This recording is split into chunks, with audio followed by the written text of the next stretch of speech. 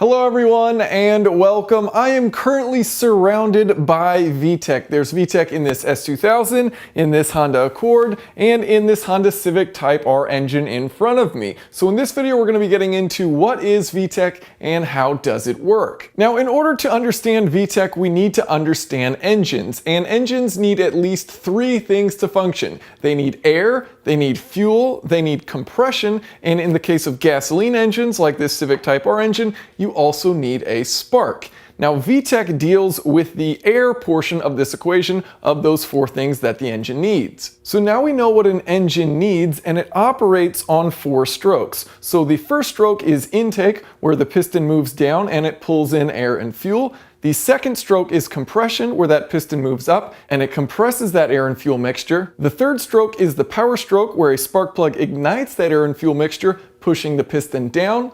And then the final stroke is the exhaust stroke, where the piston moves up, pushing out those spent exhaust gases. Now VTEC can optimize airflow during those strokes, so both during the intake stroke as well as during the exhaust stroke, you can use VTEC to maximize and optimize the airflow that you get going through the engine. Now before we look inside of the Type R engine, let's look at a simplified example. So here we have a cylinder head and we have valves to allow air to come in and out of the cylinder. So here we have the intake valve, which allows for air to go in, and then here we have the exhaust valve, which allows for air to go out. Now how much these valves actually open is dependent on the camshaft. So the camshaft is going to be responsible for opening and closing those valves. So you can see these cam lobes on the camshaft right here. So this is rotating, and as it rotates, it will force that valve open. Now, the greater the height on this lobe right here that forces that valve open, the more it's going to lift.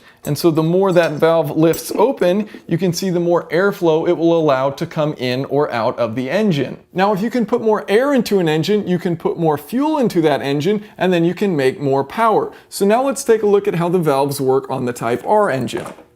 So here we can see two different camshafts, this rod running along right here and right here. And a traditional camshaft will look like this one right here, where you have just a single cam profile that is used to open and close the valves, versus a VTEC camshaft, which you have right here, which has multiple profiles of different heights and different lengths that will open and close those valves. So here we can see the VTEC camshaft, and here are the two valves that this camshaft is responsible for opening and closing.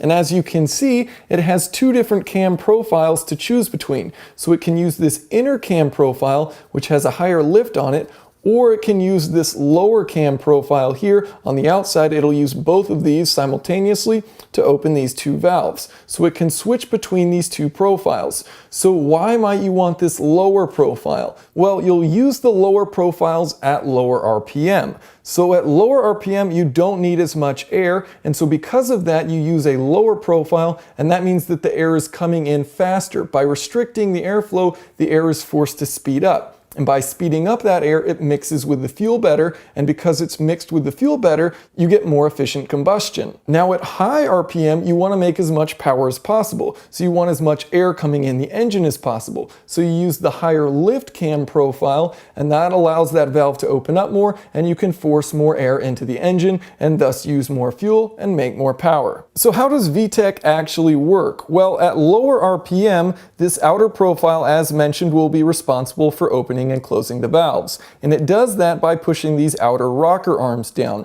This center rocker arm is disconnected from these two outer rockers, and so this center cam profile is moving this center rocker up and down, but because it's not attached to the outer rockers, which are attached to the valves, it's not actually influencing the lift of the valves, so they're lifted with the lower cam profile. Now, once the engine starts spinning up faster, you're going to want to start to use this higher lift cam profile. And so what happens is, oil pressure at those higher engine RPMs will force a piston to lock these rocker arms together. And so where previously this cam profile was just moving this rocker arm up and down and it wasn't doing anything, now it is locked to these rocker arms, which are of course attached to the valves. So now this center cam profile is responsible for opening and closing the valves, and because it has a higher lift, the valves will then have a higher lift. and you can continue to use oil pressure to change if that piston has locked or unlocked these rocker arms to choose which cam profile you want to use. Now, if you've been paying close attention, you'll have noticed that VTEC only exists on this engine on the exhaust side, so only for operating the exhaust valves,